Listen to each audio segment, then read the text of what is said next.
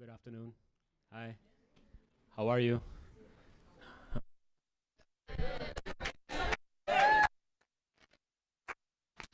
Everybody's tired, So, there's no excuse. I'm Javon Lewis. I'm professor here in the department chair as well. And I'm just here to just welcome you to, our geography colloquium series, which today we're very happy to co-sponsor with the Center for Latin American and Caribbean Studies, as well this wonderful, brilliant, promising brand new coalition on campus called the Caribbean Coalition. Thank you. So we have some of the coalition here. We have Guyana, Jimena, Alex, and look at the people and tell them hello. No? Okay. No, Alex, I want people and tell them. All right, good. So, by way of introduction of the coalition and today's speaker, I am going to hand it over to Anna, who will do us the honor. So, good afternoon again, everybody. I'm Anna Palmer. I'm a co-founder of the coalition. Oh, Greg is working it out. We're here now. Okay, amazing. Co-founder of the Caribbean Coalition at Berkeley. I'm also a PhD student in the Department of Sociology. Excited to welcome you all on behalf of the Caribbean Coalition at Berkeley, a collective dedicated to fostering community and dialogue among graduate students, faculty, and staff in solidarity with Caribbean peoples and their self-determined futures. It's my honor to introduce our inaugural Caribbean Futures Series speaker, Dr. Oneka LaBennett, whose groundbreaking work really speaks to the heart of our mission. Dr. LaBennett is an associate professor of American Studies and Ethnicity and Gender and Sexuality Studies at the University of Southern California. She's the author of She's Mad Real, Popular Culture and West Indian Girls in Brooklyn, and co-editor of Racial Formation in the 21st Century. Her latest book, which we're here to discuss today, Global Guyana, Shaping Race, Gender, and Environment in the Caribbean and Beyond, offers a profound analysis of environmental catastrophe and the forms of erasure that structure Caribbean women's lives in Guyana. Dr. LaBennett makes the bold and really necessary assertion that we must put the small, often overlooked nation of Guyana on the map to understand transnational race and gender formations and the extractive resources that really fuel our modern world. Guyana is an opening, and from this opening, Dr. LaBennett's really incisive and poetic analysis brings us to the cracks and the crevices of the country's high-profile oil extraction and invisible sand mining. She really positions as this generative prism to think through and think from global Guyana. It's a privilege to have Dr. LaBennett here as our inaugural Caribbean Futures Series speaker. Please join me in welcoming Dr. LaBennett.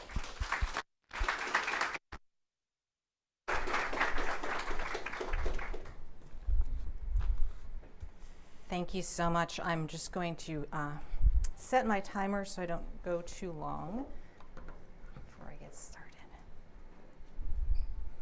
So thank you so much, Anna, for that wonderful introduction. Thank you, everyone, for coming today. It's great to see so many folks here. I've had such a warm welcome from the Caribbean Coalition, so I want to thank Anna and Alex and Jimenez and Gianna for the wonderful lunch today with a great group of students all doing fantastic work. I learned so much over lunch, and we had such a terrific talk, and so I'm really grateful for that. I'd also like to thank the Center for Latin American and Caribbean Studies and the Geography Department and Dr. Jovan Scott Lewis for the warm welcome. It's really great to be back here at Berkeley. I haven't been here in a very long time. It was my first choice for grad school, and I got in, but then I went somewhere else, and I have this romantic sort of fondness for Berkeley, so it's nice to be back here. Okay, so let's get into it. Can everyone hear me okay? Great. So I'm gonna start by asking you all to imagine that you're relaxing on a pristine white sand beach in Jamaica as you listen to an international chart-topping song by Rihanna. We all know who Rihanna is, right? The Barbadian singer and global superstar. That Jamaica has world-renowned powdery beaches, and that Rihanna has come to represent, quote, the islands in glossy tourist imaginings are probably not surprises to you. And if you're an outsider to the Caribbean, these facts are likely part of what attracted you to the region. If you left your hotel room early enough in the morning to secure a choice spot on the beach, you might notice broom strokes in the sand. Neat lines etched from the dusty yard right outside your ocean view room.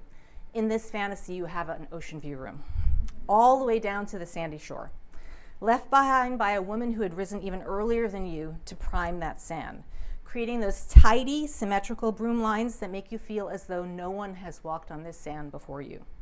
Had you stopped to ponder the broom strokes, you might have considered the flow from your doorstep out to the shore and beyond, and what the sweeper and the broom had cleared away: plastic straws, bottle caps, seaweed, and more sand, and what she had conjoined via those lines in the sand.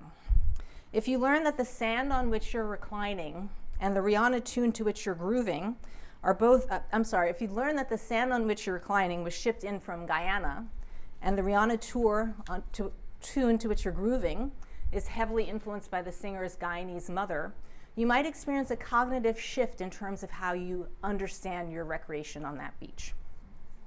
So Global Guyana makes this bold claim, right, that we have to put this tiny country in South America on the map if we hope to comprehend the global threat of environmental catastrophe, as well as the pernicious forms of erasure that structure Caribbean women's lives. With no tourism to speak of, and previously ranked amongst the poorest countries in the hemisphere, Guyana is presently becoming the world's largest oil producer per capita, offering a critical vantage point from which to parse transnational race-gender formations and the extractive resources that fuel our modern world. Like ephemeral broom strokes in the morning sand, and like the tides that mimic the motion of a broom, the global flow between Guyana and locations near and far coalesces people, places, and materials in ways that we don't usually consider. Combining archival research, oral history, autoethnography, this book explores media depictions, women's kinship ties, sonic routes, and the circulation of oil and sand to uncover how this understudied place reshapes transnational gendered racializations and the very topography that has become emblematic of the Caribbean region, beaches and shorelines. So, why Guyana, and why now? If we're concerned with the economic, environmental, and social costs of fueling our cars and heating our homes, we need to pay attention to Guyana. After ExxonMobil's 2015 discovery of a supergiant oil field off its shores, one of the most valuable petroleum and natural gas findings in decades, Guyana has transformed into the world's fastest growing economy. The amount of petroleum that stands to be recovered off Guyana's coast is unmatched across the globe. Guyanese experienced the country's transformation into an oil hotspot as representational whiplash. For so long, the country had been nowhere, and now it was suddenly everywhere. Meanwhile, sand extraction in this country and elsewhere is causing dire environmental consequences, but remains, quote, the worldwide crisis that nobody has heard about. That's from a journalist, Vince Beiser. As a site of high-profile oil extraction and invisible sand mining, the nation is becoming a generative prism through which to radically reformulate the intersectional dynamics of capitalism and ecology in the Americas. So I'm not going to read this next slide, but here are some distinctions and reasons why Guyana has an outlier status. Guyana's outlier status has filtered through popular, academic, and geopolitical rhetoric to either leave the country out of the picture in global imaginings of the Caribbean and Latin America, or eclipse its complex connections to the region and the world. Many published maps of the Caribbean simply end at the northern tip of South America, leaving Guyana off the map. So if you Google map of the Caribbean, you're likely to come up with something like this. Guyana's down here. So here we are looking at Guyana. This book sweeps us into some of the gendered undercurrents of what has been erased or obfuscated. Hidden dust particles of intimate relationships and small regional migratory ripples alongside larger global undulations of resources moving in and through Guyana. This approach makes visible the correlation between circum-Caribbean and transnational understandings of people, women in particular, and resource extraction. It does this in part by uncovering what I call a political economy of erasure. I define this as a system for organizing and assessing interactions and exchanges that erases or obscures the interlinkages between local Guyanese social constructions and global racial capitalism. This political economy of erasure effaces Guyana in global discursive spaces and is intimately tied to the forms of ecological erosion entrenched in extractive industries. So a little bit about the approach of the book. Global Guyana's analytical and methodological approach echoes the Barbadian or Bajan poet Kamau Braithwaite in employing the sweeping motion of a broom as an analogy that traces the global patterns of movement connecting Guyanese women to larger processes across diasporic space and time. For Braithwaite, the image of an old Caribbean woman on the beach sweeping sand in the early morning light becomes the defining principle of his concept of tidalectics. In this conceptualization, the Caribbean's origins, as well as its present identity, are not dialectical, but tidalectic. Like our grandmother's, our Nana's action, like the movement of the ocean she's walking on, coming from one continent continuum, touching another, then receding, reading from the islands into the perhaps creative chaos of the or their future. The movement of the old woman's broom mimics the tides. The pointer broom, or pointa broom as we say in Guyana, is a handleless Guyanese yard broom, traditionally homemade from the dried spines at the center of coconut leaves. So the leaves, the green parts are stripped away and there's a hard dried center. This tool is an aggregating instrument that generations of Guyanese girls and women have used in the daily work of keeping order. Also used in other parts of the Caribbean, the broom has origins in Africa and Asia. We might imagine the kinetic interplay between sweeper and broom as mirroring movements traceable to the African continent. As the broom is continuously used, the dried spines truncate, rendering the tool shorter and shorter and necessitating that the sweeper bend closer and closer to the ground, wielding a shorter broom, and repeatedly stamping the top of the broom to realign the spines. A warm broom requires more back-aching bending and additional stamping, but it can also enhance effectiveness, as the closer one bends to the ground while wielding a short broom, the more precise the sweeping. The numerous pointy spines of the pointed broom work in concert to extract grains of sand while also, depending on whether the sweeper applies the broom vertically or horizontally, operating to move larger mounds of dust and refuse. So I apply in this book what I call a pointa broom analytic to collect discarded bits of cultural experience and social history that have been shoved into corners and swept under rugs. This analytic sweeps what has been regarded as refuse or not regarded at all out into the light of the early morning. The pointer broom approach positions Guyanese women and girls' understandings of their own social worlds as uniquely efficacious for uncovering a more nuanced ethnographic engagement with Guyana. And I want to pause here and say that this photograph is a photo I took of my Aunt Jean's pointer brooms on the front porch of her row house in Brooklyn. The women in my family have always carried pointer brooms back with them from Guyana. They go home and then they return to New York or London or Amsterdam. When these brooms are long, they're quite malleable and you can coil them and put them into suitcases. It wasn't until after I did the research for this book that I learned that the women in my family were not unique. Guyanese women are taking these brooms with them all over the world, I learned. And the pointed broom is privileged in my book deliberately and in contrast to the tool that is most often taken up as a symbol of Caribbean plantation life, the cutlass. While the cutlass has been gendered as male, especially because of its dual function as a cane-cutting blade and as an implement of violence that Indian husbands brandish against their wives, the pointed broom is a woman's device that gathers rather than slashes. It facilitates the recuperative work of assembling the disparate but related strains that can join global Guyana. This approach helps us to disentangle the speculative but symbiotic relationship between Guyanese women's gendered labor and global racial capitalism. Caribbean women's sexual and reproductive labor sustain the plantation economy and continues to underpin global capitalism's extractive processes and tourist fantasies. So I'm going to tell you a little bit about the book in its entirety, and then I'm just going to focus on one chapter, and that means that I can't do all of the chapters justice. The introduction in the first two chapters of the book deal with women. The first chapter is autoethnographic. The lens gets broader and broader as the book progresses, and the second 2 chapters are on sand and oil. Today I'm going to go through chapters 1, 2, skip 3, and talk about chapter 4, and then I'm going to come back and really focus on chapter 3. So, the introduction.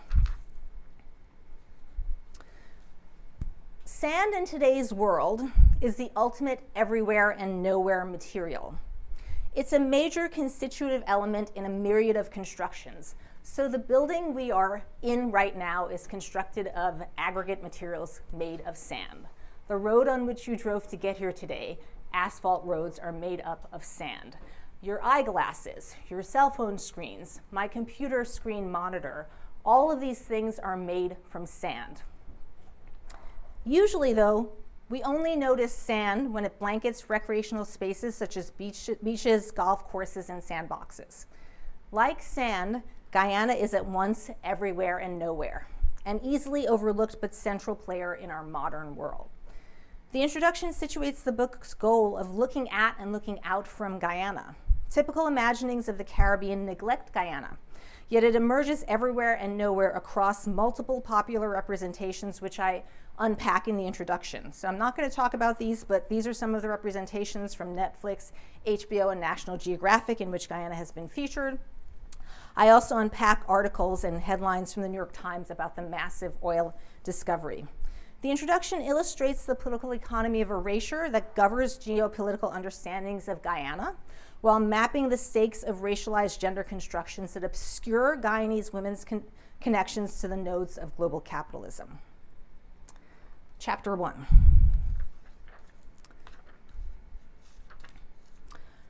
So in Guyana, but also in, to a lesser extent, Trinidad and Suriname, people of mixed African and Indian ancestry are categorized under the term Dougla. The forms of erasure emphasized in the introduction parallel the erasure of blackness within constructions of Dougla identity. In chapter 1, I argue that the Guyanese woman has long embodied her nation's struggle for reconciling the coalescence of race, ethnicity, sex, and land. The chapter highlights transnational gendered racializations across the experiences of 5 generations of female kin. And this is the autoethnographic chapter, where I begin with my great-great-grandmother, an indentured laborer from India, who had a child with an Afro-Guyanese man when such a relationship was strictly tabooed. It traces descent beginning with this remarkable union, which became a family secret, and continuing down the maternal line to offer a woman-centered account of defining family, defying sexual taboos, and claiming ethnic identifications. I sweep into view a tattered photograph of a Guyanese couple. I sweep this into the morning light to uncover my great-great-grandmother Tilly's African ancestry. So here she is pictured with my great-great-grandfather, Robert Ranjit Jai Singh. Robert and Tilly established the village of Sarah Johanna, which is my family's ancestral village, and the place where many of my relatives still live, the place where I was born. Chapter 2. Chapter 2, Rihanna's Guyanese Pata Cake and the Home-Wrecking State in Barbados, examines gendered migrations that have long fused these two nations. Rooted in Bajan anxieties about the competition for employment and scarce resources, Guyanese women have been scapegoated by the Bajan state and framed as hypersexualized threats to the nuclear family. The chapter puts anti-Guyanese stereotypes in dialogue with ethnic markers and maternal knowledge delivered by Rihanna. I do this by deconstructing Riri's song, Birthday Cake, which I'm not going to talk about, but I'd love to talk about later, and her accompanied performances in which she slapped her cake, or pata cake, which is the Guyanese Creole term for vagina. Foregrounding Rihanna's upbringing, framed around her Afro-Guyanese matriline, complicates the picture of Guyanese women in Barbados. It unveils the hidden processes of a long history of Guyanese-Bajan intermarriage and migration, and a more recent landscape in which the state has overlooked Rihanna's Afro-Guyanese ancestry while cracking down on Guyanese immigrant women as menacing foreigners. Okay, so here's where I'm going to skip chapter 3 and go to chapter 4 very briefly. Chapter 4 sweeps across international representations of the oil boom, which have steadfastly focused on presenting the nation as on the brink of the resource curse, juxtaposing them with the way Guyanese interpret the interplay between ExxonMobil's efforts to turn Guyana into a cash cow and their government's prioritizing of oil wealth over social and environmental concerns. When I asked regular folks in Guyana if they saw any signs that the government was passing on the oil riches, I heard one common response: them teeth in the money.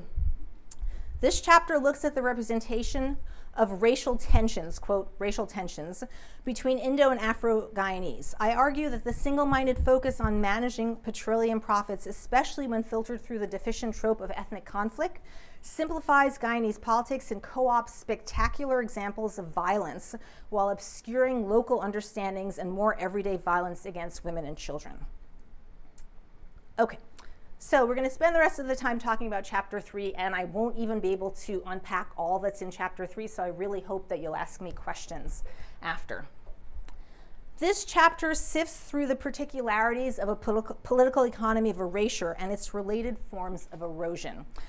Here I apply Braithwaite's dialectics to reflect on the interstices in which Caribbean resources move within the region and across the globe. The pointer broom remains my privileged device because, as we see in the way Braithwaite's Nana wields it, the sweeper conjoins land and water, human and environment, woman and resources. Of this Caribbean grandmother, Braithwaite writes, quote, "She walk on water and in light, the sand between her toes, the ritual discourse of her morning broom." Because sand is both solid and fluid, the prism of the early morning light enables the poet to see the old woman as walking on water rather than sand.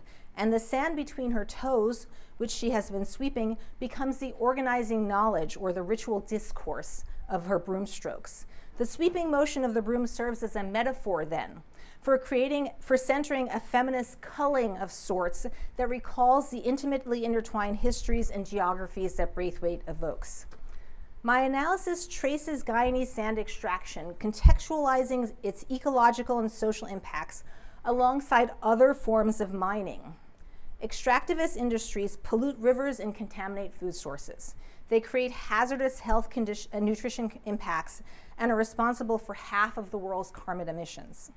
I sweep together environmental concerns, geographic situatedness, and feminist analysis, enabling us to witness the colossal movements of sand that are, in the contemporary period, literally eroding the territories under our feet, and in the process, shaping and reshaping imaginings of the Caribbean that depend on globalized images of the region as replete with sandy beaches and sexually available women.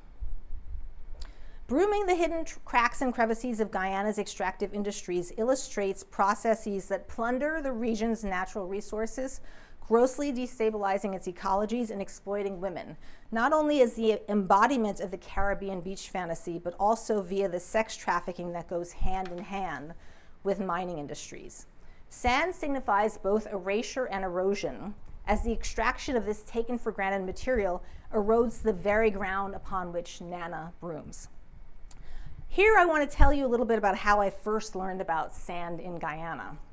In 2014, I received a direct message on social media from a Brazilian businessman who I'm calling Mr. B. That's not his real first initial.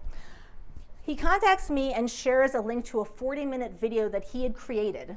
The film tells the story of how Mr. B embarked on a business venture with a North American national and South Asian but Guyanese citizen, who I'm calling Mr. R.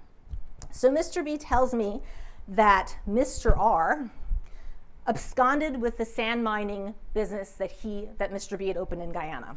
The venture ended with Mr. R and Mr. B embroiled in legal battles.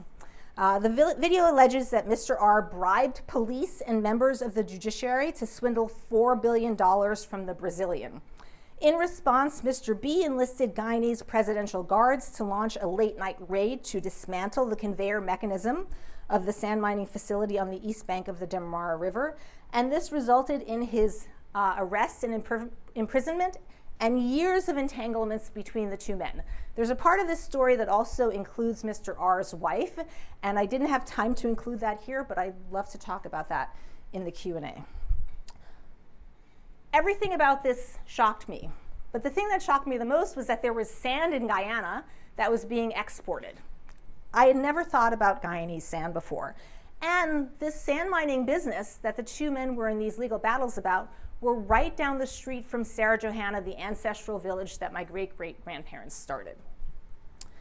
So Guyana lacks the clear blue waters and coastal white sand beaches that have come to be to characterize the Caribbean region in popular tourist imaginings. We're not known for our sand, we're mostly known for our mud. Sand does not appear in Guyana's visual landscape as it does in other parts of the Caribbean. The web of controversy and corruption in which Mr. B and Mr. R were enmeshed is part of the backstory of Guyana extracting its bounty of silica quartz sand to replenish beaches in other countries and to support the post-oil discovery push for development. I had never given our sand a second thought, but in fact, a white sand belt largely covered in trees and shrubs and south of the coastal plain covers about 14% of the country. Geologists, geographers, environmentalists, journalists, and other observers of international trade are increasingly sounding alarms about the staggering global reliance on sand. By volume, we use only one resource more than sand, and that's water. Headlines such as these spotlight the growing demand for sand and the grave environmental consequences of its extraction, while acknowledging the invisibility of the crisis. So I began this talk by mentioning some of the myriad constructions that come from sand: roads, skyscrapers, hospitals, apartment buildings, malls, schools, computer screens.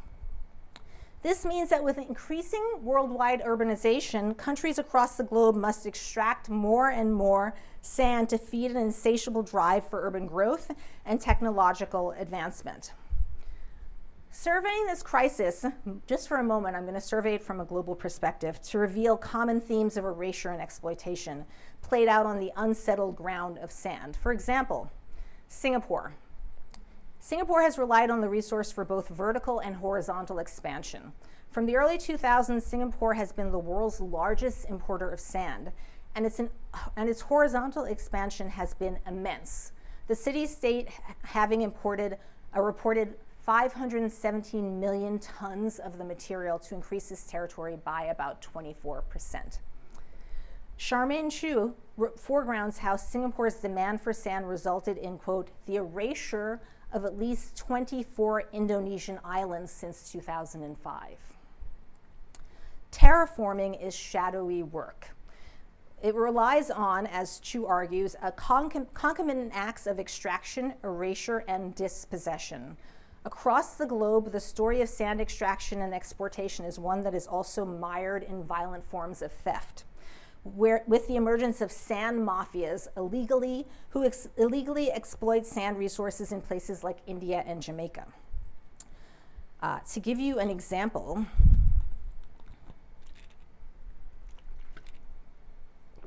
Pasquale Peduzzi is a researcher for the United Nations Environmental Program. And he tells a story that is repeated every time scholars talk about sand, which illustrates how such activities impacted life for people in Jamaica. We went to a small fishing village, he said, and the villagers told us that one night some people came with trucks, armed with guns, and they stole their beach away.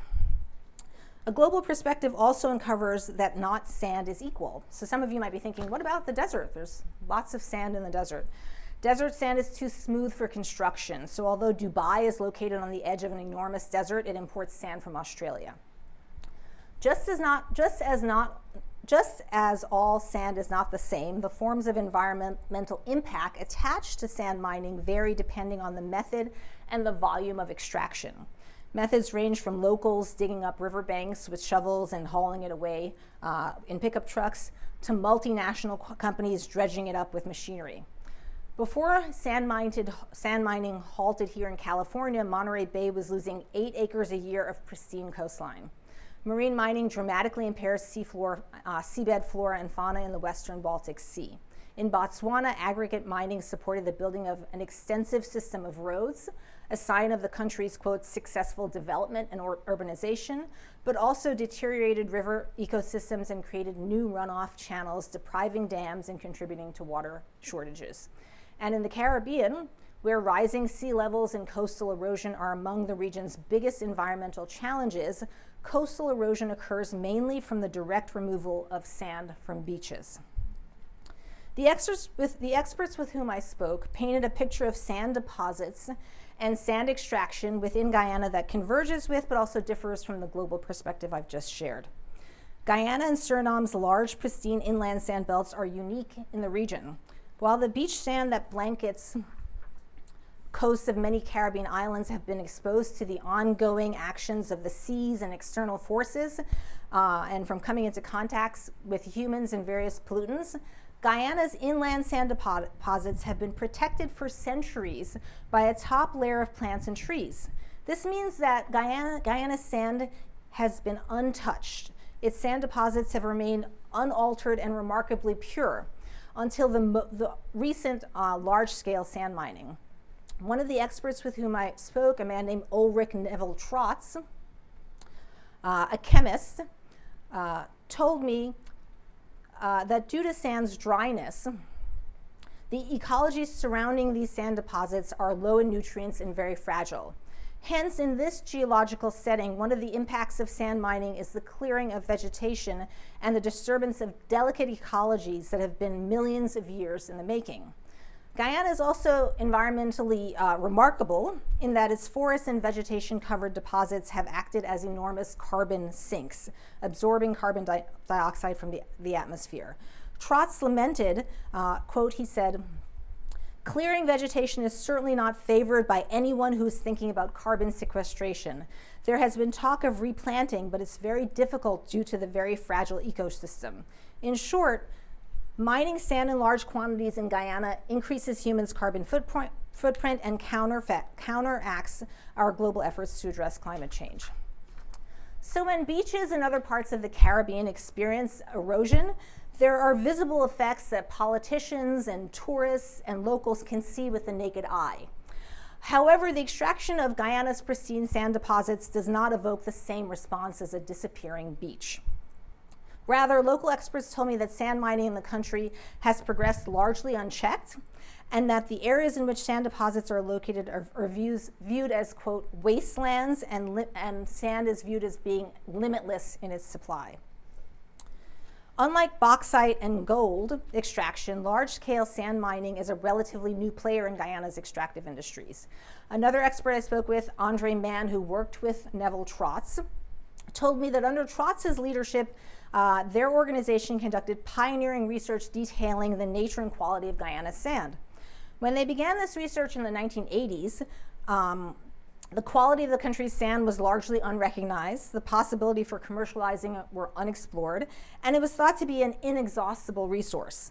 These researchers never imagined that the scope and scale of sand extraction would develop as it has in the present day. By the mid-1990s, Guyana sand was being exported in small quantities for construction of glass and plant material. By the end of the 21st century, more rapidly eroding coastlines and increasing urbanization and infrastructure development drove the demand for sand for Guyana up. By 2009, multiple large-scale sand mining companies were established. While Guyana sand mining companies make big claims about shipping sand to the world market, it's been difficult to pinpoint who imports Guyanese sand. In addition to Jamaica and St. Vincent and the Grenadines, I found online business dialogues and newspaper reports indicating that Guyana's sand is being shipped to St. Lucia, Antigua and Barbuda, Guadeloupe, Grenada, and Tortola, with few numbers in terms of tons shipped and dollars spent. But the industry experts I spoke with estimated that the mining companies extract between 1 and 200,000 tons of sand per month. It's difficult to trace who imports Guyana sand because receiving resorts are loath to admit that the sand is from elsewhere. So obscured sand extraction or obscured sand exportation erases Guyana's role in literally reshaping the landscape of the Caribbean, and calculations of the gains and losses attached to sand extraction in relation to beach tourism must also consider women's labor. Sand and women's labor must be swept together as fundamental elements of the tourism economy.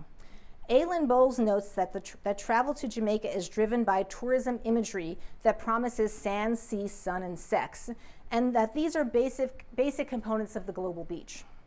In Bowles' estimation, the success of Jamaica's tourism economy is dependent on, quote, a primarily female workforce whose service, hospitality, and professionalism produce this product called tourism. The intersecting dynamics of resource extraction, environmental destruction, global capitalism, and violence against women and children amount to the ecological and human toll engendered in the political economy of erasure and erosion. We must trace the early imperatives of the sand mining industry if we hope to sweep together these seemingly disparate and ensconced forms of erasure and erosion. These imperatives were, at the outset of the industry, framed around the extraction of sand for beach replenishment. Global North tourist conceptions of the Caribbean often start with the commodification of the region's beaches and its women refracted through the imperial lens of the internet. So Google searches for the best beaches in the Caribbean show us how travel sites construct global imaginings of Caribbean destinations. On TripAdvisor and US News, beach rankings and their accompanying traveler reviews serve as emic depictions of how tourists interpret coastal geographies, even if we keep in mind that such commentary is curated by the companies themselves. On these sites, sandy stretches of Caribbean beaches are routinely ranked in the top 10, as is the case of St. Vincent and the Grenadines. So here I'm quoting from US News Report ranking of St. Vincent and the Grenadines. Why go? Comprising 32 islands, St. Vincent and the Grenadines is not wanting for shoreline. You've probably seen some of it already. SVG sands were featured in the film Pirates of the Caribbean, but you'll probably have to fork over a lot of loot if you want to see these beaches in person. Clearly, sand, white, soft, and plentiful, features prominently in the way tourist companies and Hollywood films envision the Caribbean. But domestic and international monitoring of beach erosion reveals that St. Vincent and the Grenadines are wanting for shorelines. And surprisingly, the US News ranking does not tell us what an article in Trinidad's Daily Express discloses. The beaches of St. Vincent and the Grenadines, because of the ever-present volcano La Soufrière, have only black sand, while white sand beaches are available a short boat ride away in the Grenadines. Harlequin hotels and resorts imported tons of white sand from Guyana in order to give tourists the white sand beach fantasy expected of a Caribbean island. Here, contrasting black sand with beautiful white sand connotes an ecological black-white dichotomy, while situating Guyana's role as that of invisible handmaid who makes the tourist fantasy possible. I propose that importing Guyana sand is a dirty little secret that is hidden from the tourist gaze, and if fully revealed could disrupt constructions of authentic experiences, not only for tourists who enjoy these beaches, but also for the travel conglomerate, resorts owners, and global North media outlets that promote the Caribbean as the place the global North escapes to for sunbathing, swimming, sailing, and sex. In ecologically and economically precarious global South regions, the frenzied drive for participation in the global economy supports a perfect storm of climate catastrophe, environmental devastation, and violence against women and children. Sand extraction, like other forms of mining across the globe, results not only in environmental destruction, but also in menacing social ramifications. Accounts of these impacts of medium and large-scale sand mining in Guyana are hard to come by because the industry is relatively young, the material was thought of as limitless, and the state has been reluctant to recognize sand ecologies as precarious and critical. But we can look to analyses of higher profile mining industries for insight into what sand extraction augurs. I'm quoting from a report called Our Land, Our Future, which was written in collaboration between the Amerindian Indian Peoples Associations of Guyana and environmental researchers in the UK and Canada. And it sums up the trajectory of the mining industry. As the price of gold, I'm not quoting yet, but I will be in a minute. As the price of gold and other metals has risen, small and medium-scale mining operations have invested in more sophisticated excavators, new types of dredges, crushers, and heavy earth-moving equipment. So as the industry expands and the equipment gets bigger and larger, this expanded use of advanced technologies employed by the mining industries result in, quote, greater impacts on the environment and a wider footprint that is steadily encroaching on Amerindian territories. The environmental repercussions include impacts on forest land, polluted waterways, and mercury contamination, and riverbank erosion. Amerindians experience health and nutrition problems because of polluted waterways, including contaminated food, skin rashes, and vomiting. Beyond the health and nutrition hazards, the social ramifications are devastating examples of how cruelly persistent plantation futures, to use Catherine McKittrick's term, conspire with indigenous dispossession in present-day mining to produce gendered violence. In Our Land, Our Future, indigenous interviewees testify to gendered impacts such as, quote, abusive relations with Amerindian women in mining camps, prostitution of Amerindian women, trafficking in girls, increased levels of violence, and miners, quote, marrying Amerindian women and demanding residence in their villages. While gold and diamond mining are typically conducted in Guyana's interior regions, sand mines sprawl along the Linden-Soos-Dijk Highway, which is a centrally located highway in the country. They sprawl along this highway like apocalyptic moon craters. With vast plots ranging from 24 to 283 acres, these mines are a stone's throw from Chedijagan International Airport, just off the country's main artery, the East Pank Public Road, which leads past my family's ancestral village of Sarah Johanna and on to the capital, Georgetown.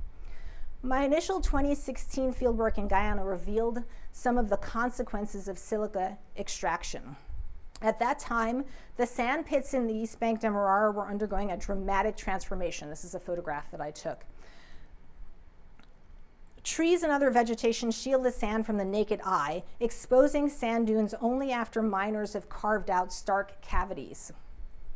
The contrast between the dense greenery pushed to the perimeters of enormous sand pits and trash-strewn craters left in the wake of extraction foreshadows the ecological crisis that will metastasize if sand mining continues unabated. Guyana is literally being dug up and carted off. The fragile ecological systems of which sand are a part, disrupted if not completely erased. There are small homes near the sand pits that I observed, some teetering precariously on the precipice of hollowed out cavities, where women hung laundry on clotheslines and children and dogs played in sandy yards. And I didn't want to take photographs of people's homes. The massive excavation of Guyana's sand is part of its current president, Irfan Ali's vision of building what he calls Silica City. Flush with oil wealth, Ali set out to construct a new metropolis described in the government-run Guyana Chronicle as, quote, the country's first suburban smart city located on the Linden-Soos-Dijk Highway, which links the capital city with that of the mining town of Linden, and eventually Latham and the neighboring country of Brazil. And I don't have time to get into it, but that trajectory that he lines up, linking it to Brazil, is essentially a sex trafficking highway that would then increase sex trafficking well beyond where it's been taking place. And the appellation that Ali chose, Silica City, was meant to evoke Silicon Valley, and hence connote Guyana's dreams of being a site of innovation, technological advancement, and global commerce. This is a like an AI-generated mock-up here that the government made. Ali's administration promotes Silica City as, quote, modern, sustainable, and environmentally friendly. However, the first stage plans for Silica City involve clearing about 10,000 acres of land. When I published the book, I said that it was 3,000 acres of land, but in the informational video for Silica City, they themselves say it's 10,000 acres of land, so it's increased. A stripping of the environment that would have significant carbon impact. Guyana's people lament the more immediate consequences of extraction and the push for modernization. My cousins in Sarah Johanna say that the noise from the never-ending stampede of trucks and heavy machinery rattles them in their beds as they try to sleep at night. Other relatives bemoan that the sand mines are increasingly being dug too close to the highway and that the excessive weight from vehicular traffic and the mining of sand is causing soil erosion along the road. This in turn slows traffic on the main road, stymieing daily commutes to the capital, and they're increasing vehicular fatalities along this road, which is a narrow, potholed, and overrun street where vulnerable pedestrians, including school children and women selling food, compete with cars and massive trucks heading to the capital. Local coverage of the traffic nightmare and its resultant forms of vehicular violence and noise pollution was acutely attuned to how the country's development push centered on the sites of political power and global finances in Georgetown and in the future Silicon City, while marginalizing the East Bank villages as a nowhere land, figuratively, if not literally, bulldozed in the name of advancement. So I was not alone in my initial myopia regarding Guyana's sand. In 2018, perched high within the Georgetown Marriott Hotel, where I had gone in hopes of witnessing ExxonMobil's presence because the oil executive flocked to the new hotel, I snapped a photograph of the coastline from my window, replete with a white sandy strip of beach, and beyond it, the murky waters of the Atlantic Ocean. I captured the photograph provocatively, #GuyanaIsBeautiful, and shared it via social media. It wasn't long before the image prompted responses from members of the Guyanese diaspora who surmised that the white sand had to have been imported. Their suspicions were only partially correct. Yes, this white sandy strip along Georgetown's coast was not originally blanketed like this in white sand. But rather than being imported, the sand was most likely trucked in from the local East Bank Demerara sand pits. Both the 9-story Marriott Hotel and the stretch of beach alongside it are products of Guyanese sand. 4 years later, I returned and the white sand strip along the Marriott Hotel was still there. The scientists, who you saw earlier, Neville Trotz, bristled when I mentioned the transplanted white sand belt. He said, quote, "I hope that's the last time it happens in Guyana. It's really stupid. You don't tamper with coastlines like that. There are coastal dynamics with the way the sand is deposited and the way it's removed. Intervening even in that limited area can have impacts along the coast." I'm going to make some conclusions. The steady army of trucks marches on, hauling mounds of silica quartz from East Bank Demerara to all parts of the country. There are loads routinely spilling a thin white powdery trail along the thoroughfare. The grains are evidence that we can follow like a trail of breadcrumbs to track where the sand was extracted and where it lands. As sand extraction persists, will we eventually find no sand in Guyana? What will become of the ecosystems that sand supports?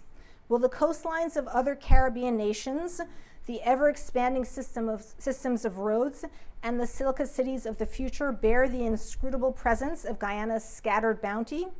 The trail of sand grains reveals that they already do. The Guyanese people I know are anxiously observing the quickly unfolding tides of change lapping up on our shores. ExxonMobil's presence has been accompanied by a steady influx of multinational corporations with ties to the US, China, Syria, Brazil, and Venezuela, among other countries. In some respects, the tides already have appeared to be turning. So where once Guyanese looking for better lives found themselves in places like Barbados and Venezuela, since 2016, up to 60,000 Venezuelans have taken up residence in Guyana. Resource extraction also transplants what Julie Livingston terms self-devouring growth across borders. So just as African enslaved women and Indian indentured women were brought to sustain global capitalism in colonial Guyana, today the poorest Guyanese and Venezuelan women are trafficked as part of the infrastructure of violent extraction. Ndaye, the Guyanese feminist who worked alongside Walter Rodney, lays out an inclusive global feminist vision of global feminist activism. I'm quoting Ndaye. What would follow from this is that the campaign must be global, that different sectors with different levels of power must organize autonomously so they can cross their divides in the basis of equality, and that for the campaign to serve the interests of all who are exploited, it must be led and waged in the interests of the poorest women, who bear the greatest burden of unwaged and low-wage caring labor, which is the foundation of all economies. Such a vision of a global feminism that looks out from Guyana must equally account for the positionalities of all women, including African, Indian, Douglas, Chinese, and indigenous women. It must take into consideration the opaque corners of the political economy of erasure that exploits women across borders in Barbados and in the Amazonian Caribbean borderlands, but also within national borders in centrally located coastal towns. It must prioritize the most vulnerable people whose labor supports capitalist expansion, and it must preserve the fragile ecologies that sustain life for all of us. So I want to really end by showing you 30 seconds of a commercial campaign that Rihanna did with the Barbados government. We're going to watch 36 seconds up right there.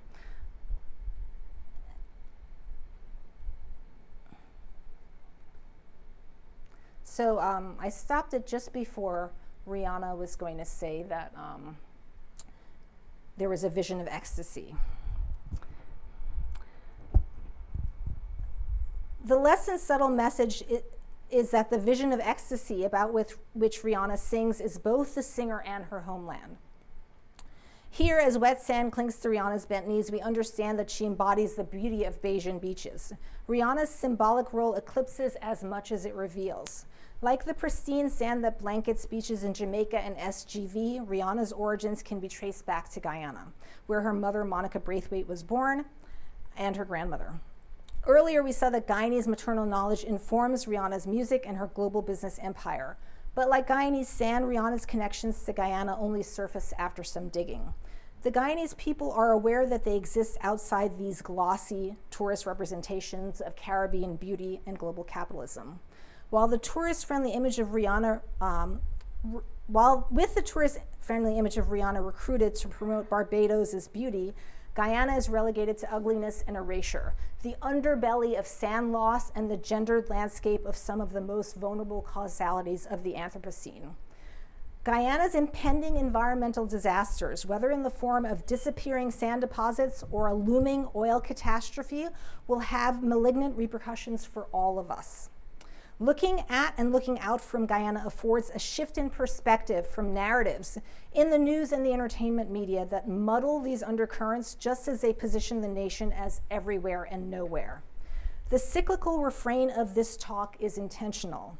Like the sweep, sweep, sweep of the pointer broom and the back and forth flow of the tides, pernicious global racial gender formations and the very resources that shape the Caribbean and fuel the world traverse Guyana's shores and are swept across space and time and back again. Writing against the ways in which this country has been depicted as isolated and backwards, this book traces the intercontinental patterns of movement that connect Guyana's women and its ecology to larger processes charted over vast landscapes and temporalities, like ephemeral broom strokes in the morning light. Thank you.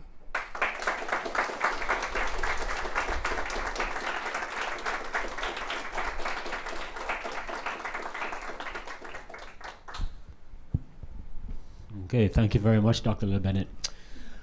So we have about 25 minutes, give or take, for some questions. Who's going to get us started? Yeah, great, thank you. Hi, Dr. LaBennett. Hello. My name is Bri. First of all, thank you so much for your talk. It was so poetic and striking, and I just feel like it was incredibly generative to receive it. So thank you. Thank you. I'm a fifth-year PhD student in anthropology, and I just spent a year doing fieldwork in St. Kitts. My question for you is specifically surrounding this figure of erasure.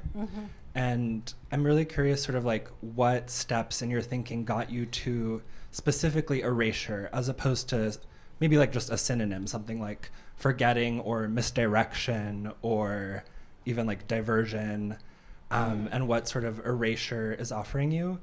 And a related question surrounding, like, I think a lot of what you spoke about specifically with sand was, I would think of it in terms of like offshoring and islanding, but you sort of avoided those words and used other ones very intentionally. And so I'm curious just how, like what erasure is doing for you as a metaphor, if that makes sense. Yeah, thank you for that. I love that question. So it's hard to kind of remember exactly how I came to erasure, but part of it has to do with the ways in which I felt that we are in this current moment where, because of the oil discovery, I was seeing Guyana everywhere all of a sudden.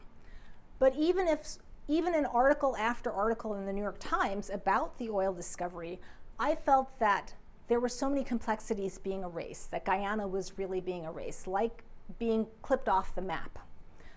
That was part of it.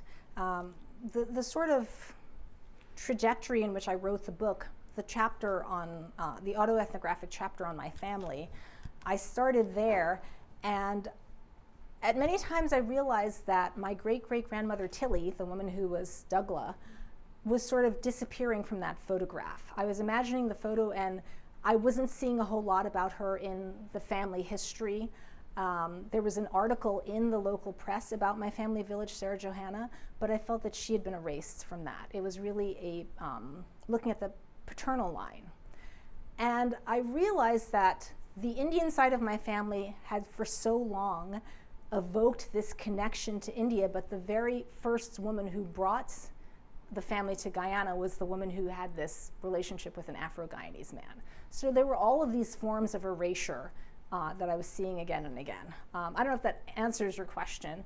I also appreciated the definitions of erasure and erosion because they're related terms, and the forms of erasure that I was seeing in the family history and of Guyana in the press, I thought were so intimately tied to these forms of erosion. So the playing with those two words became important to me.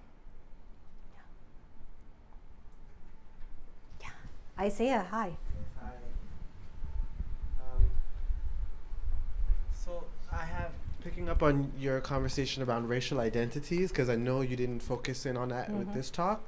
I had two questions which I'm unabashedly going to ask.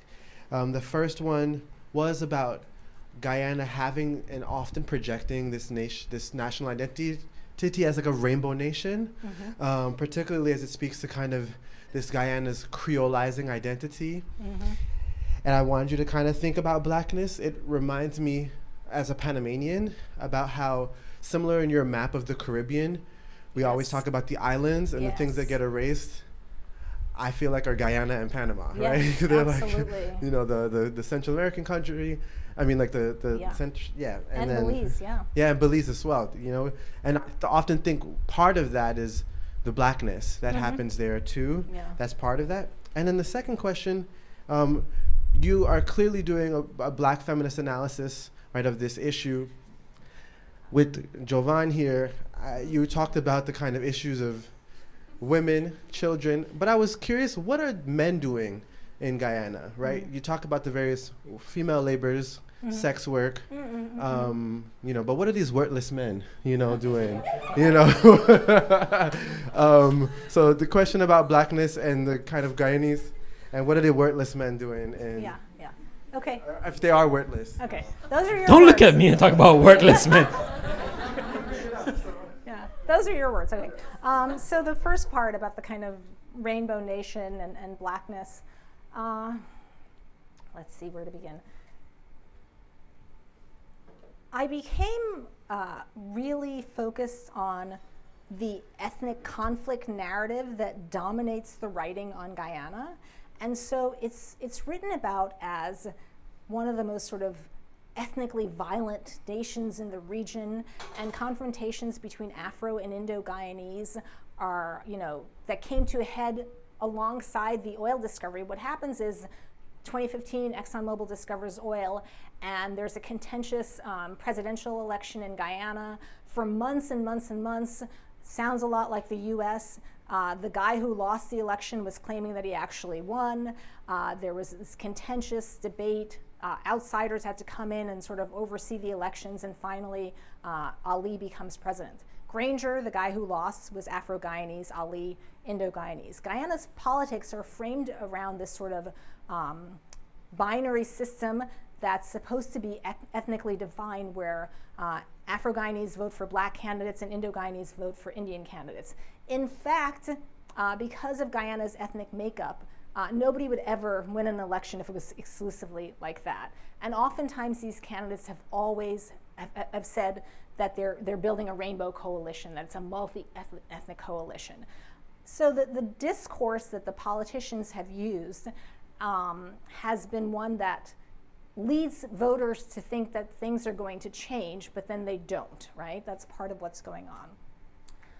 I thought that ethnic conflict narrative was deficient because it was pitting Indians and blacks against each other in ways that I thought wasn't telling the whole story. And part of the story I tell in the first chapter of the book is, although Indo and Afro-Guyanese were seen as diametrically opposed, and during the colonial era, the British set them at odds with each other, and are still doing it now, people defy those odds. So my great-grandparents were unusual in that they actually listed on my great-great-grandparents were unusual in that they listed on my great-grandmother's birth record that her father was black. That meant that he showed up, right? He showed up with her mother and listed his name there. That was an unusual thing to do, to make it legal. But I don't think it was unusual to be having a sexual relationship that was interracial. I think those relationships were going on all the time, shack-ups and whatnot, and they continue to this day. And the mixed population is actually becoming larger in Guyana. So locally and internationally, the story that's told about ethnic conflict is this one-dimensional story that doesn't really get at what's going on. That doesn't mean that there aren't conflicts between Indians and African Guyanese. Absolutely there are. I'm not sure if I'm answering your question, but that's kind of where it took me. The second question was about, oh yes, men. So it's funny that you asked that, because I kind of felt like a lot of the quotes that I was giving in the talk were from male actors. In the sand mining, gold mining, diamond mining industries, they're largely men doing that labor. And so the sand trucks that I show, the sand deposits that I visited, most of the laborers there are men. Most of the entrepreneurs who own the equipment are men. Most of the experts I spoke to are men. They're largely men doing the clearing of all of these spaces, right, that are then mined. That's the work they're doing. Now they're working on the ExxonMobil oil rigs. That's the work men are doing. The part of the story that I didn't get to tell you in the talk is that Mr. R, the Guyanese guy who owned that sand mining company, subsequently died, and his wife, Mrs. R, took over the business, and I went and interviewed her. She was a fascinating person because in that whole kerfuffle between her husband and the Brazilian guy, she was pictured in this news story about the conflict between the two men. And she said that the video that the Brazilian created promoted these beautiful images of him as this well-dressed businessman, and she and her husband were relegated to ugliness. I thought it was interesting that that's how she framed it, and I kind of link it to the argument I make about Rihanna at the end there, because that told me that she was acutely aware of the international discourse that frames Guyana as this sort of ugly underbelly, right? She said, oh, he's a beautiful Brazilian businessman, we're ugly, right? I saw that narrative in the New York Times as well, that Guyanese workers on the oil rigs were showing up to jobs in eating soups out of their hard hats and eating and wearing flip-flops, that children were playing naked in the muddy heat. That's one of the lines from the New York Times. So that discourse that frames Guyana in that particular way is gendered, to get to your point. There are men doing that work. The men are positioned in the international press as kind of goofy and inappropriate and unsophisticated and unsavvy, and the women are invisible.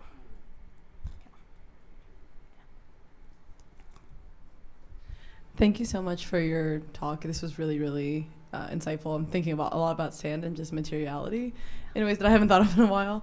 I guess my question, you've talked a lot about like the political discourse and the scene in which politics also play a backdrop and a forefront in the things that are happening and unraveling with ExxonMobil's presence. And I'm just curious how and what ways, I'm thinking about a lot of like colonial empires and like how, you know, the courts and so many other things validate and bring private Western companies into these spaces. And I'm just curious if you could speak a little bit more about the roles, if at all, like that the Guyanese government is playing in all of this. And I know that you've touched briefly on like different presidents and prime ministers, but I'm also just curious, like if there's any relationship to that of its like, British presence or what lasting legacies of colonialism may be also informing this process. Thank you. Yeah, so absolutely. Let's see. So a lot of the international press has pigeonholed Guyana as beholden to the resource curse, and the idea is they're not sophisticated enough to manage this oil wealth. That's the narrative that I saw across the New York Times and the oil industry press. Interestingly, in Guyana, Guyanese people don't think that it's the government isn't savvy enough to manage the oil wealth. And the reason that's being said is because they signed this deal with ExxonMobil that was really, that put Guyana at a disadvantage. Exxon is making way more money than the Guyanese government is. But the way the Guyanese people interpret that is that the government that was in power when the deal was struck wanted to make fast money. The faster they struck that deal, the quicker the money comes in, the faster that government gets to take advantage of those profits. And that's why Granger didn't want to leave, or at least that's it's alleged, right, that's why Granger didn't want to leave. So the idea that regular folks have is that the government is stealing the money, that they are quite savvy, that they're quite sophisticated, and that they're not necessarily beholden to these outsiders, but they just want funds coming in as quickly as possible. That's the way a lot of regular people read it. There was a really interesting moment not too long ago, maybe some of you remember this, when Ali was being interviewed by this British journalist. Do you remember this? And the journalist was being very condescending, and Ali really shut him down. The current president of Guyana really shut him down very quickly and said, you know, what you're doing right now, I'm paraphrasing, but is this very kind of neo-colonial way of looking at the Caribbean. The British journalist was asking him about what they're doing about climate catastrophe and how they're addressing the danger of an oil spill. And Ali was sort of like, that's such a patronizing argument. It got really picked up by a lot of people on social media, like, oh yeah, this global South nation talking back to colonialism and sort of putting them in their place. Ali said something like, don't lecture me on climate catastrophe. I'm very much attuned to the urgent need for development in Guyana and the urgent need to protect people from abject poverty. Neville Trotz, the scientist I spoke to, he talked about that as well. You know, he said without development there would be abject poverty. So I get where Ali is coming from, but I don't really see the government addressing climate in the way that I do in this talk. I think that there's a great deal of sort of gesturing to this Silica City and sustainability, and we hear that in discourses all about Guyana, but there is the kind of neo-colonial undercurrent that still sidelines the environmental impacts for wealth. Did I answer your question? Okay. Thanks. Yes. Oh, sorry, there's somebody back there. I'm not the one who's calling on people. Giovanni. Oh, yeah. I have a quick question anyway. So, absolutely fascinating. I think the fact about sand being the second biggest resource we use, that's shocking. I've never heard that before. But what I was wondering is, I think it's a tall order to ask the Saudis to be less greedy, you know? So I'm wondering if are there like alternative ways that they can extract silica, or is it better to switch to maybe poldering for land reclamation, especially like with sea level rise, we can expect land reclamation to become way more important in the future. Mm-hmm. So what alternative paths are there forward, or is there a way to redesign sand mining to become more beneficial to local populations? Yeah, that's a great question. There are alternatives that have been proposed, and Neville Trotz, the chemist who I quoted, is one of the people who has proposed alternatives. So for example, you can use rice husks, discarded rice husks, as a filler so that you use less sand. That can be part of like making concrete and aggregates.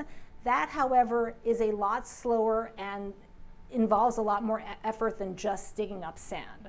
You can also recycle concrete. That's something that can be done, and Trotz has proposed that as well. Again, it's faster, cheaper, easier to just dig up sand.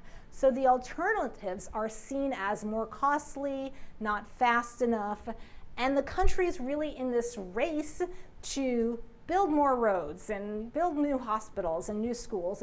And I mention in the book that some people make the case that, well, you know, is there going to be more sort of like vehicular fatalities if we're building new roads? Yes, but the end result is that we have more roads and hospitals and schools, and people need that. Absolutely.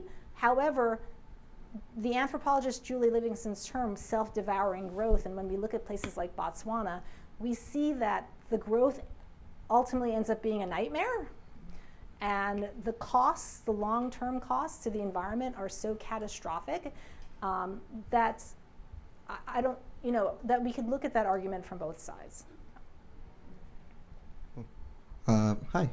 I'm wondering about your ethnographic intelligence of it all, like just the gathering of data with the expert knowledge production and being around all of these different groups, and then the autoethnographic material as well. Has any of your fieldwork brought you to political groups or in contact with like Guyanese activist groups at all that are trying to you know, fight back against this? If they are, like, where does that particular, if there is that kind of there movement? absolutely is.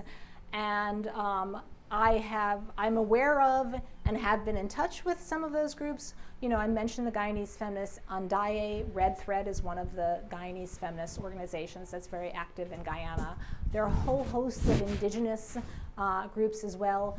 At the point where I gathered together this research enough to really understand how I was going to lay out the book and what I was going to argue, we were in COVID lockdown, and I could not go to Guyana.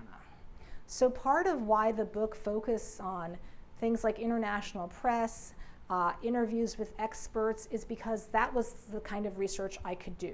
If I were writing the book now, I would go to Guyana and talk to those folks, but I couldn't do it then. Thank you very much for the talk. I have a question, I think, that's a kind of historical comparative talk that's kind of evoked by your use of plantation futures.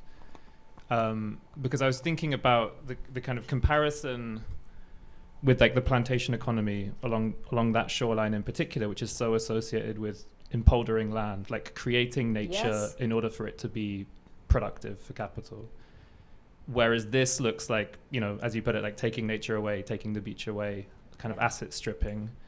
And so I was wondering, like, to what extent is this political economy of erasure the same as the kind of plantation political economy? Is it the same kind of logic of capital and forgetting and erasure? And to an extent, obviously there are kind of commonalities, both in the kind of gendered racial divisions of labor and the kind of global knowledge system surrounding it. But it also seems like there might also be quite significant differences ecologically and geographically. So I don't know, to what extent is the sand economy the same as the plantation economy, I guess? Yeah, that's a great question. You know, I was really struck by Walter Rodney's writing in History of the Guyanese Working People, where he says that enslaved Africans moved 1 million tons of mud to, quote, civilize the Guyanese coastline. And that, alongside the Dutch system of dams, is what keeps Guyana from flooding, even though there's increased flooding. So yeah, I see your point about the sort of building up. I do think that although the sand industry is relatively new, the older mining industries that I talk about, bauxite, diamond, gold, have been going on for a very long time. And those have been stripping and causing erosion and causing contamination and pollution for quite a long time. I think we could probably, think about,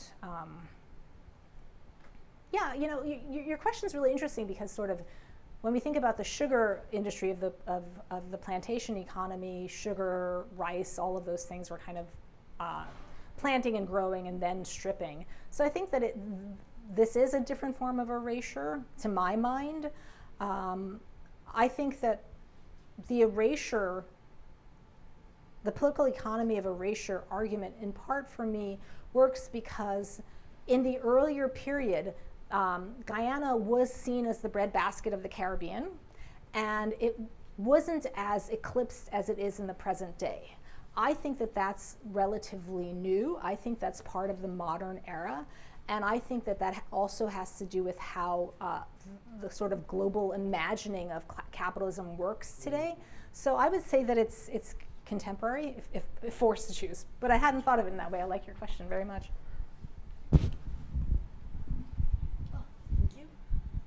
Thank you. This was beautiful. I wanted to ask you about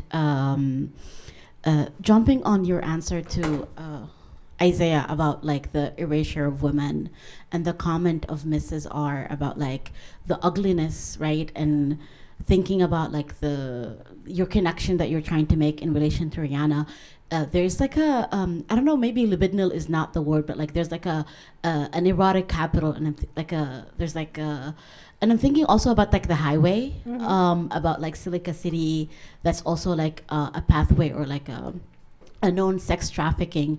And so I would love to, I'm excited to actually read your book, but I would love it if you could speak more about like these connections between like gendered labor, desire, and like the political economy of erasure that you were talking about. And like also like, I don't know if my question is clear. I hope my question is clear, but I think there's like a lot of interesting things that keep coming up about desire and erotic and how they relate to the political economy that you're speaking to, but it's also fundamentally like being erased in the context of like capital, right, labor, etc.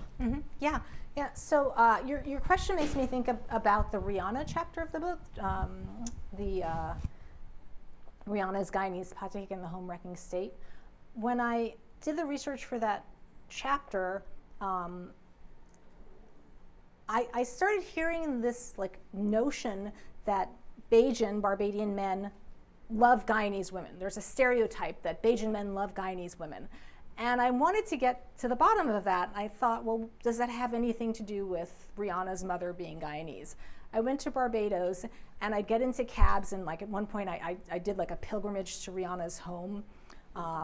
And the cab driver who was driving me there, I mentioned that I was Guyanese. He's like, oh, you're Guyanese?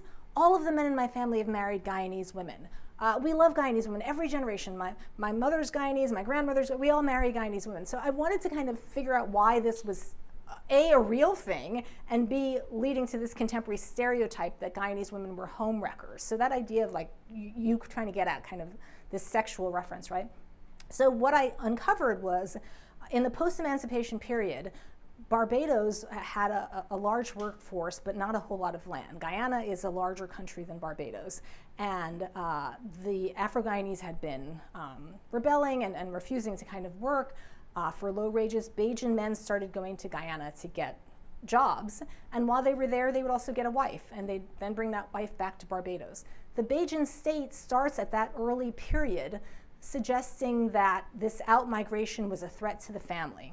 And that things like infanticide, infant death rates, high infant death rates, were linked to out-migration and like the dissolving of the nuclear family. So they start this discourse about the family kind of disappearing because these Bajan men are leaving the country. They're leaving the country because they're not getting good wages.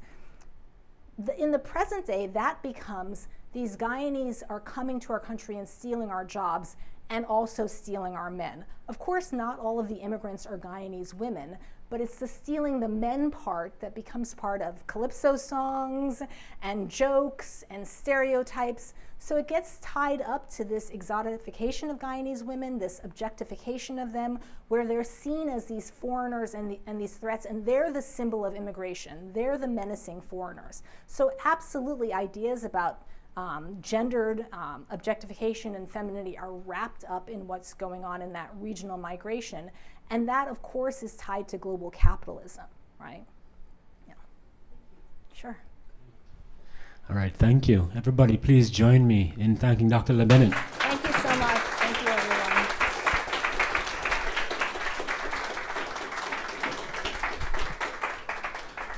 And thank you all for such an active and energizing Q&A. Absolutely. Let's take it to the balcony. Thank you all for being here.